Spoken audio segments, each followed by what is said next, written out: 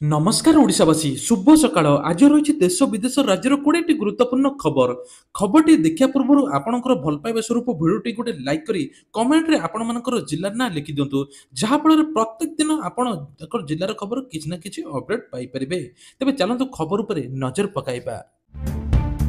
मुख्यमंत्री अभियोग प्रकोष्ठर पिटिशन को अणदेखा है काल 48 जन सरकारी बाबू दरमा बंद पर निर्देश देले मुख्यमंत्री मोहन चरण माझी। एहार ज्वलंत उदाहरण देखा मिली कटक। तेबे मुख्यमंत्री अभियोग प्रकोष्ठ आसी पिटिशन को अणदेखा कला काल एकाथरे 48 जन बाबू को दरमा बंद सहित एनेकी कटकर अतिरिक्त जिलापाल को मध्य निर्देश देले। जिलार ट्रेजरी ऑफिसर को चिठी लिखि निर्देश देले अतिरिक्त जिलापाल शिव टोपे। एही तालिकार 10 जन बीडीओ एवं सीडीएमओ ना रहितबा जणा मध्य पड़िछि। बाकी उपजिला सहित 6 तहसीलदार दरमा मध्य बंद हेबो बोली कुआ जाउछि। तबे कंप्लेन रिपोर्ट रे दाखल न हेबा पर्यंत दरमा दिया जीवन बोली कुआ जाइछि। अतिरिक्त जिलापाल शिव टोपे प्रतिक्रिया मिलिछि। प्राय 15टी विभागर निजर कंप्लेन रिपोर्ट दाखल करा जाइछि। एहा पर सेमानक दरमा मध्य प्रदान करा जाइछि। तेबे ए नेकी मुख्यमंत्री बड़ घोषणा मध्य करचंती कोनोसी प्रकार दुर्नीति हेबो नाही ओडिसा रे। आ जो कोनोसी लोक दुर्नीति करिवो तांको ऊपर एभली पदक्षेप निया जिवो। सावधान बड़ दांडरे बुलुचंती साधु बेशधारी लुटेरा फल व्यवसायी को कले टार्गेट। तेबे कुआ जाउछि जे किछि साधु बेशधारी लुटेरा बुलुचंती गेरुआ वस्त्र पिंधि फल किणिबा पर निशा दे चतुरतार सहित व्यवसायी को उठाई नहीं पळाइथिले। लुट्र शिकार होइतबा फल व्यवसायी जनक होउछन्ते कटक जिला बांकिया थाना अधीनत नरणपुरर रत्नाकर प्रधान। असुस्थ व्यवसायी संपर्क कहते रत्नाकर बड़ शंखरे फल दुकानटी अच्छी। गुरुवार राति प्राय 8टा बेले 2 जन व्यक्ति बाइक रे आसी दुकान निकट पहुंचते सेमाने रत्नाकर को बड़ शंखर उठाई नहीं ताल बणिया फिंगी देते कहुच्छी। घटना को 24 घंटा बीती जाते एने की रत्नाकर फेरुनी चेता बोली कहुच्छी। तेबे चाहा पियाई संज्ञाहीन करने पर लुटि नहीं सबू टंका आ लुटेरा को रक्ताक्त अवस्था पकाई देइछंती। तेणु एभली को सरकार एबे पुलिस बड़ पदक्षेप ने तदंत चलाई। मार्च 31 रे सुभद्रा आवेदन तारीख एककालीन तीन किस्ती पाइबे टंका। तेबे 31 भितर जो माने आवेदन करथिबे एककालीन 3टी किस्ती टंका पाइबे। राखी पूर्णिमा रे एककालीन 3टी किस्ती टंका पाइबे बोली सूचना देइछंती उपमुख्यमंत्री प्रभाती परिडा। एबे सुभद्रा मैजिक नंबर कोटी रु ऊर्ध्व छुईची। तेणु जिलापाल सुभद्रा टीम महिला शिशु विभाग सहित अंगनवाड़ी कर्मी और बैंक मित्र समस्त धन्यवाद जणाइचंती। 8 मासरे गोटे योजना 1 कोटी महिला को सुभद्रा मिलिबा इतिहास बोली कुआ जाउछि। मुख्यमंत्री बड़ घोषणा केउंझर पाटना रे तैयारी हेबो सर्वबृहत इस्पात कारखाना। एथर नियुक्ति सुजोग मध्य मिलिबो बोली सूचना मिलिछि। एने की घोषणा करिसंती मुख्यमंत्री मोहन चरण माझी। चंपुआ चंद्रशेखर कॉलेज वार्षिक उत्सव में भाषण देवा बेले मुख्यमंत्री बड़ घोषणा करथिले। 30,000 रु 40,000 कोटी विनियोग रे निर्माण हेबो ए मेगा इस्पात कारखाना जहां नै मुख्यमंत्री देइछंती सूचना। एने जेएसडब्ल्यू पोस्को कंपनी सरकारी सहित एमयू करिसंती। खूब शीघ्र ए काम आरंभ हो बोली मुख्यमंत्री कहिसंती। आजिठो आरंभ हेबो ओस्कार पुरस्कार उत्सव। तेबे लॉस एंजेलिस रो डॉल्बी थिएटर रे अनुष्ठित हेबो 97तम ओस्कार पुरस्कार। चलित वर्ष 3 मार्च बा आज हेबो एही ओस्कार उत्सव बोली कुआ जाउछि। तेबे यह चालू रहिबो कारण एही उत्सव समग्र विश्वर सम्मानजनक समारोह। तेबे आपन को ओस्कार 2025 गुरुत्वपूर्ण विषय मध्ये जानि नियंतु। चलित वर्ष एकाडेमी पुरस्कार वितरण उत्सव सोमवार मार्च 3 लॉस एंजेलिस रे डॉल्बी थिएटर अनुष्ठित हेबो बोली कुआ जाउछि। लाइव टेलीकास्ट सकाळ 5:30 आरंभ हेबो बोली सूचना मध्ये मिलिछि। प्रबल खरा कुआ जाउछि जे एते खरा जे लोक घर बाहरिया मध्ये अस्तव्यस्त होई पडुचंती। काहे कि ना एते खरा केबे भी देखि नथले। एबेटू रेकर्ड कलानी खरा। राज्य 38 डिग्री टपिलानी तापमात्रा। टिटलागढ़ झारसुगुड़ा बलांगीर रेकर्ड करिछि ताती। गतकाली टिटलागढ़ सबुठु उत्तप्त सहर पलटिथिला। टिटलागढ़ 38.5 डिग्री सेल्सियस तापमात्रा रेकर्ड कराइछि। सेपरि झारसुगुड़ा 38.2 डिग्री होइछि। बलांगीर 38 डिग्री छुइछि। तेबे कुआ जाउछि जे सोनपुर अनुगुल संबलपुर सुंदरगढ़ भवानीपाटना हीराकुद बौद्ध बारिपदारे 36 डिग्री अधिक रहिथिला तापमात्रा बोली सूचना। ओडिशार कला और संस्कृति को आदिवासी संस्कृति उज्जवल करिछि बोली मुख्यमंत्री मोहन चरण माझी घोषणा करिसंती। तेबे ପଞ୍ଚାୟତିରାଜ ଓ ପାନୀୟ ଜଳ ବିଭାଗ ପକ୍ଷରୁ ପ୍ରାୟ 100 କୋଟି ଟଙ୍କା ବିନିଯୋଗରେ 52ଟି ପ୍ରକଳ୍ପର ଶୁଭ ଉଦ୍ଘାଟନ ଏବଂ ପ୍ରାୟ 250 କୋଟି ଟଙ୍କା ବିନିଯୋଗରେ 106ଟି ପ୍ରକଳ୍ପର ଭିତ୍ତି ପ୍ରସ୍ତର ସ୍ଥାପନ କରି ଏହି ଜିଲ୍ଲା ପାଇଁ ଗର୍ବ ଗୌରବର ବିଷୟ ଏବଂ ରାଜ୍ୟ ବିକାଶର ଗୋଟିଏ ନୂତନ ପର୍ବ ଯୋଡ଼ିବ ବୋଲି ମୁଖ୍ୟମନ୍ତ୍ରୀ ମୋହନ ଚରଣ ମାଝୀ ଉଦଳରେ ପାଟପୁର ଅଞ୍ଚଳରେ ଆୟୋଜିତ ବିକାଶ ପଥ ମୟୂରଭଞ୍ଜ କାର୍ଯ୍ୟକ୍ରମରେ ଯୋଗଦାନ ଦେଇ କହିଛନ୍ତି। ତେବେ କୁହାଯାଉଛି ଏହି ପ୍ରକଳ୍ପ ଗୁଡ଼ିକରେ ଅଙ୍ଗନବାଡି କେନ୍ଦ୍ର, ଜଳାଶୟ ଉନ୍ନତିକରଣ, ଜନସେବା କେନ୍ଦ୍ର, ଜନସ୍ୱାସ୍ଥ୍ୟ କେନ୍ଦ୍ର ଏବଂ ସମବାୟ ସଂସ୍ଥା ଆଦି ଅନେକ ପ୍ରକଳ୍ପ ଜନସାଧାରଣଙ୍କ ନିମନ୍ତେ ଉତ୍ସର୍ଗୀକୃତ ହେବ ବୋଲି କୁହାଯାଉଛି। ତେବେ ଆଦିବାସୀ ସଂସ୍କୃତିର ସଂରକ୍ଷଣ ପାଇଁ ମନ୍ଦିର, ବାଥୁଡି ସମ୍ପ୍ରଦାୟ ଏବଂ ଗୋଟିଏ କମ୍ୟୁନିଟି ସେଣ୍ଟର ଖୋଲିବ ବୋଲି ମୁଖ୍ୟମନ୍ତ୍ରୀ ଶୁଭ ଉଦ୍ଘାଟନ ଏବଂ ଶିଳାନ୍ୟାସ କରିଛନ୍ତି। ପତଞ୍ଜଳି ବିଶ୍ୱବିଦ୍ୟାଳୟରେ ବାର୍ଷିକ ଉତ୍ସବ ଅଭ୍ୟୁଦୟରେ ଯୋଗଦେଲେ କେନ୍ଦ୍ରମନ୍ତ୍ରୀ ଧର୍ମେନ୍ଦ୍ର ପ୍ରଧାନ। ପତଞ୍ଜଳି ରିସର୍ଚ୍ଚ ସେଣ୍ଟର ପ୍ରତିଷ୍ଠା କରି ପତଞ୍ଜଳି ସମାଜ ପ୍ରତି ଏକ ଗୁରୁତ୍ୱପୂର୍ଣ୍ଣ ଅବଦାନ ରଖିଛି। ଏହି ଗବେଷଣା ଓ ବିକାଶ କେନ୍ଦ୍ର ପତଞ୍ଜଳି ବିଶ୍ୱବିଦ୍ୟାଳୟକୁ ଶିକ୍ଷା ଓ ଗବେଷଣା ତଥା ଉଦ୍ଭାବନର କେନ୍ଦ୍ରରେ ପରିଣତ କରିବ। ତେବେ ପତଞ୍ଜଳି ବିଶ୍ୱବିଦ୍ୟାଳୟର ଆଗାମୀ ଦିନରେ ଚିକିତ୍ସା ଓ ଖାଦ୍ୟ ନିରାପତ୍ତା କ୍ଷେତ୍ରକୁ ବିଶ୍ୱକୁ ସମାଧାନ ଏବଂ ପ୍ରଦାନ କରିବ ବୋଲି ମନ୍ତ୍ରୀ କହିଛନ୍ତି। ଏନେକି ଧର୍ମେନ୍ଦ୍ର ପ୍ରଧାନ ମଧ୍ୟ କିଛି ସୂଚନା ଦେଇଛନ୍ତି।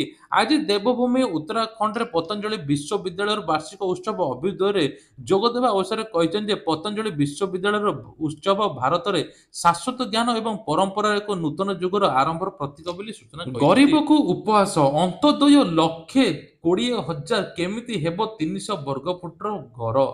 ରାଜ୍ୟ ସରକାର ଭୂମିହୀନ ବାସହୀନକୁ ପକ୍କା ଘର ଯୋଗାଇ ଦେବା ପାଇଁ ଅନ୍ତୋଦୟ ଯୋଜନା ଆରମ୍ଭ କରିଛନ୍ତି। ଉଦ୍ଦେଶ୍ୟ ହେଉଛି ସମସ୍ତଙ୍କ ମୁଣ୍ଡ ଉପରେ ଛାତ ରହିବା। ଏଥିପାଇଁ 25 ବର୍ଗ ମିଟର ବା 270 ବର୍ଗ ଫୁଟର ଘର 1,20,000 ଟଙ୍କା ଆର୍ଥିକ ସହାୟତା ଦେବେ ବୋଲି କୁହାଯାଉଛି। ହେଲେ ଏତିକି ଟଙ୍କାରେ ଜଣେ ଗରିବ ଲୋକ କ'ଣ ପକ୍କା ଘରଟିଏ କରିପାରିବ? ଅନ୍ତୋଦୟ ଯୋଜନା ଗରିବଙ୍କ ପ୍ରତି ସରକାରଙ୍କର ଉପହାସ ନୁହେଁ କି? ତେବେ ଘରର କାର୍ପେଟ ଅଞ୍ଚଳ ସର୍ବନିମ୍ନ 25 ବର୍ଗ ମିଟର ହେବା ଅର୍ଥାତ୍ ଘର କାନ୍ଥକୁ ଛାଡ଼ି ଭିତରେ ଚଳିବା ଯେତିକି ଦରକାର ତାହା 270 ବର୍ଗ ଫୁଟର ହୋଇଥିବା ଦରକାର। ଚାରିପଟ କାନ୍ଥର ମିଶିବ ଯଦି 300 ବର୍ଗ ଫୁଟ ଟପିଯିବ। ତେବେ କୁହାଯାଉଛି ଯେ 300 ବର୍ଗ ଫୁଟର ଘର କରିବା ପାଇଁ 1,20,000 ଟଙ୍କା ମିଳିବ, ଯାହା ସବୁଠାରୁ ବଡ଼ ପ୍ରଶ୍ନ କରିଛନ୍ତି ଲୋକେ। ତେବେ ନୌପରି ବହନରେ ଓଡ଼ିଶା ପାଇଁ ବଡ଼ ସୁଯୋଗ। ଏବେ ରାଜ୍ୟରେ ବନ୍ଦର କ୍ଷେତ୍ରକୁ ବିକଶିତ କରିବା ଲାଗି ରାଜ୍ୟ ସରକାର ନୂଆ ରୋଡ୍ ମ୍ୟାପ୍ ଉପରେ କାର୍ଯ୍ୟ କରୁଛନ୍ତି। ଏଥର ରାଜ୍ୟ ବଜେଟରେ ବନ୍ଦର ବିକାଶ ଲାଗି 700 କୋଟି ଟଙ୍କାର ବ୍ୟବସ୍ଥା କରାଯାଇଛି। ଏଭଳି ସ୍ଥିତିରେ ନୌପରି ବହନ କ୍ଷେତ୍ରରେ ପୂର୍ବ ଏସିଆ ଏବଂ ପ୍ରଶାନ୍ତ ମହାସାଗରୀୟ ଅଞ୍ଚଳ ଲାଗି ରାଜ୍ୟ ପାଲଟିବାର ଢେର ସମ୍ଭାବନା ରହିଛି, ଯାହା ବନ୍ଦର ଭିତ୍ତିକ ବିକାଶ କ୍ଷେତ୍ରରେ ରାଜ୍ୟ ଲାଗି ନୂଆ ସୁଯୋଗ ଆଣିବ ବୋଲି ସୂଚନା ମିଳିଛି। ସରକାରଙ୍କର ବଡ଼ ଘୋଷଣା ଚାଷୀଙ୍କୁ ମାତ୍ର 5 ଟଙ୍କାରେ ମିଳିବ। ତେବେ ଚାଷୀଙ୍କୁ 5 ଟଙ୍କାରେ ବିଦ୍ୟୁତ ସଂଯୋଗ ଦିଆଯିବ। ଏଭଳି କିଛି ଘୋଷଣା କରିଛନ୍ତି ମୁଖ୍ୟମନ୍ତ୍ରୀ ମୋହନ ଯାଦବ। ରାଜ୍ୟରେ ଚାଷୀମାନଙ୍କୁ 5 ଟଙ୍କାରେ ସ୍ଥାୟୀ ବିଦ୍ୟୁତ ସଂଯୋଗ ଦିଆଯିବ ବୋଲି କୁହାଯାଇଛି। ଚାଷୀମାନଙ୍କ କ୍ଷେତକୁ ଜଳସେଚନ କରିବା ପାଇଁ ପାଣିର ଉତ୍ତମ ବ୍ୟବସ୍ଥା ମଧ୍ୟ କରାଯିବ ବୋଲି କୁହାଯାଇଛି। ଭୋପାଳର ଚାଷୀମାନଙ୍କୁ ସମ୍ବୋଧିତ କରି ମୁଖ୍ୟମନ୍ତ୍ରୀ ଯାଦବ କହିଛନ୍ତି ଯେ ମଧ୍ୟପ୍ରଦେଶ କେନ୍ଦ୍ରୀୟ ବିଦ୍ୟୁତ ବଣ୍ଟନ ବିଭାଗ ଖୁବ୍ ଶୀଘ୍ର ଏହି ଯୋଜନା ଆରମ୍ଭ ମାର୍ଚ୍ଚ 8ରୁ ଏମାନଙ୍କୁ ସରକାର ଦେବେ 2500 ଟଙ୍କା। ଦିଲ୍ଲୀ ନିର୍ବାଚନ ପୂର୍ବରୁ ବିଜେପି ମହିଳା ସମ୍ମାନ ଯୋଜନା ଘୋଷଣା କରିଥିଲା ଏବଂ କହିଥିଲା ଯେ ଦଳ ଜିତିଲେ ସବୁ ମହିଳାଙ୍କୁ ମିଳିବ 2500 ଟଙ୍କା।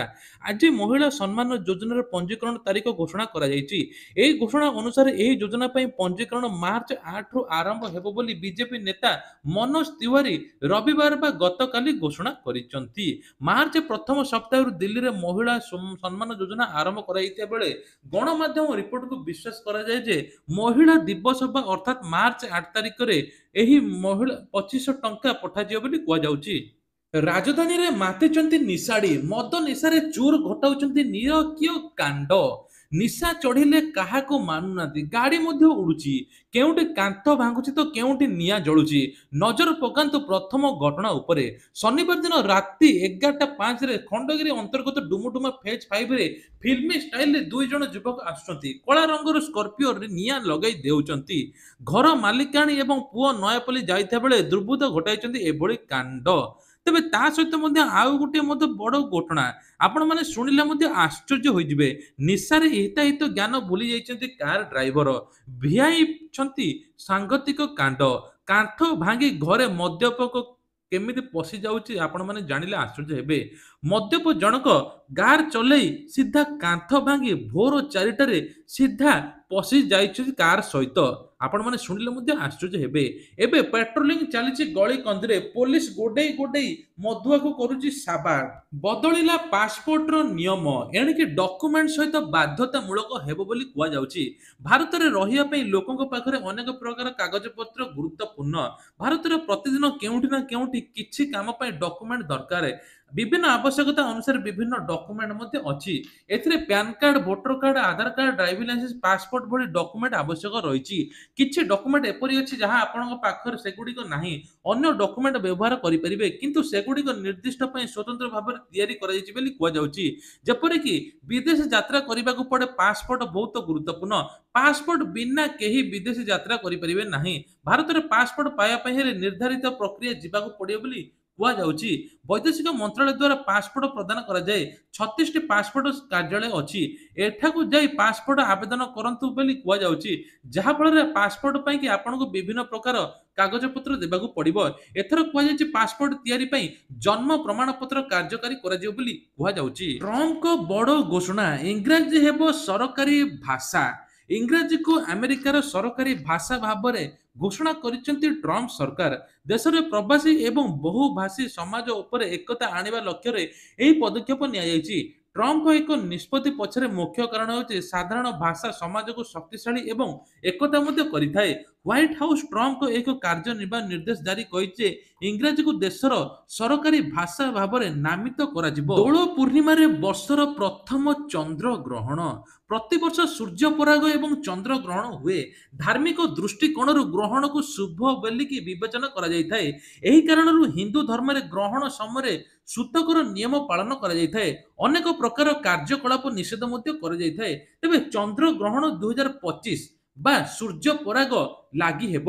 ତେବେ ବର୍ଷର ପ୍ରଥମ ଗ୍ରହଣ ବିଷୟରେ କହିବାକୁ ଗଲେ ବର୍ଷର ପ୍ରଥମ ଗ୍ରହଣ 2025 ମାର୍ଚ୍ଚରେ ହେବା ପାଇଁ ଯାଉଛି।